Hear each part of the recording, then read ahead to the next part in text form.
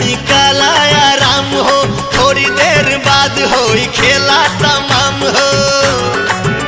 देखो बॉडी से बॉडी के मिल हो गए, खेल हो गई कवन खेल हो गई, डबल ड्यूटी वाला खेली कैसे खेल, दादा रे माथा फेल हो गई, लागे जाता में पिसा जाई बकेल, दादा रे माथा फेल हो गई। आज हमारे राजा लड़ाला नजरिया, आके समझा तू दिल के भीतरिया। ए रानी मनवा में धीर तनी धारा, बात मान कुछ देर सबर तू करा।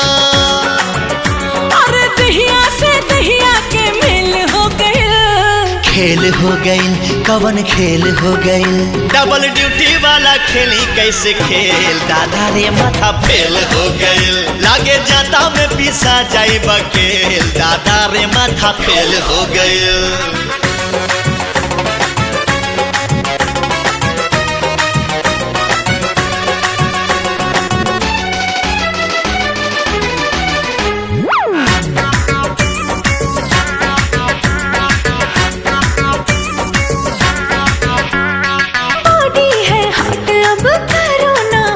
जी इंजन मोहब्बत का करो स्टार्ट जी। रात बाटे बाकी हो बात बाटे बाकी, सजिया पे कुल्ही खुर्रफात बाटे बाकी। झुनके लचूड़े खनक जाला कंगना, सुर हो सिंगार खोजे प्यार तो हर सजना। अरे भागला ऐसे जैसे जेल हो गए, डबल ड्यूटी वाला खेली कैसे खेल, दादा रे माथा फेल हो गई, लागे जाता में पिसा जाई बकेल, दादा रे माथा रे फेल हो गई।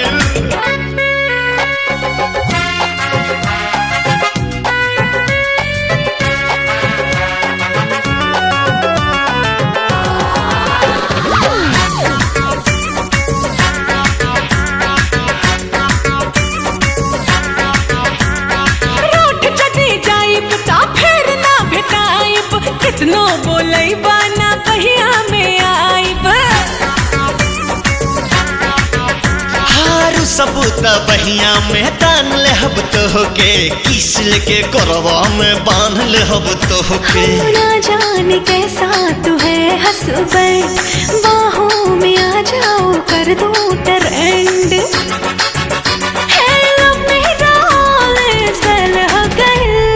खेल हो गई कवन खेल हो गई, डबल ड्यूटी वाला खेली कैसे खेल, दादा रे माथा फेल हो गई, लागे जाता में पिसा जाई बकेल, दादा रे माथा फेल हो गई।